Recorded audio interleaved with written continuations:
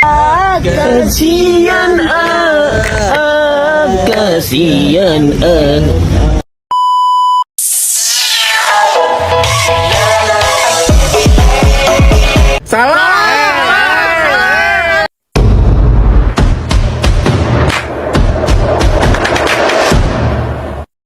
Assalamualaikum warahmatullahi wabarakatuh. Perkenalkan, nama saya Laili Nurul Huda dari Prodi PGSD NIM 231401110.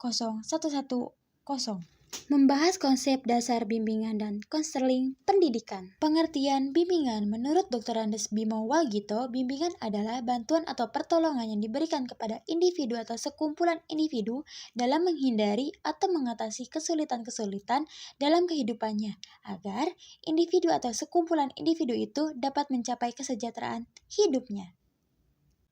Pengertian konseling. Konseling adalah proses pemberian bantuan yang dilakukan oleh seseorang ahli kepada individu yang mengalami suatu masalah yang bermula pada teratasinya masalah yang dihadapi.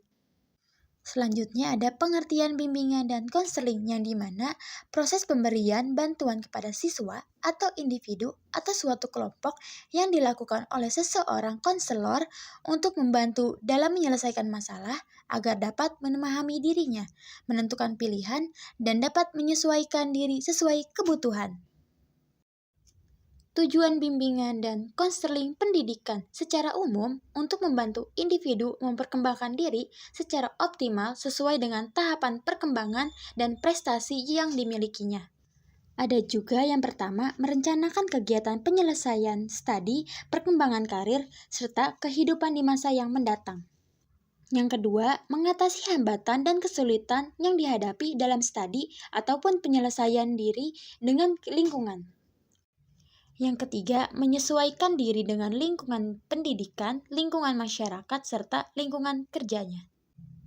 Tujuan BK terkait aspek akademik. Yang pertama, sadar untuk menjalankan proses belajar dengan sebaik-baiknya. Yang kedua, memiliki motivasi yang tinggi untuk belajar sepanjang hayat. Yang ketiga, memiliki teknik yang efektif seperti membaca buku, mempersiapkan ujian. Fungsi bimbingan dan konseling. Yang pertama, memberikan bimbingan akademik.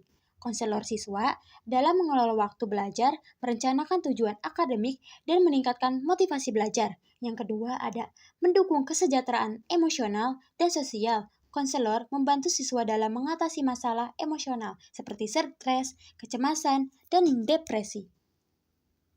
Yang ketiga ada konseling karir. Konselor membantu siswa menjelajahi pilihan karir, mengidentifikasi minat dan nilai-nilai pribadi mereka. Yang keempat, penyeluruhan dan pembinaan. Konselor melakukan penyuluhan untuk siswa, orang tua, dan guru tentang berbagai isu terkait pendidikan perkembangan siswa. Yang kelima, membantu siswa dalam mengambil keputusan. Konselor membantu mengambil keputusan yang tepat, baik terkait dengan pendidikan, karir, maupun kehidupan pribadi mereka. Yang keenam ada kolaborasi dengan orang tua dan guru.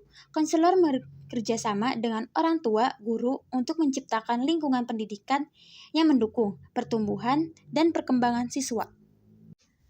Kesimpulannya ialah, dalam memberikan sebuah pelayanan konseling, seseorang konselor dianjurkan harus sudah memiliki pemahaman dan pengetahuan yang mendalam mengenai fungsi, prinsip-prinsip, serta orientasi BK agar bimbingan dan konseling dapat berjalan dengan baik, sehingga dapat meminimalisir terjadinya penyimpangan dalam pelayanan bimbingan dan konseling. Dengan demikian, pelaksanaan bimbingan dan konseling yang baik akan menimbulkan dampak positif bagi masyarakat.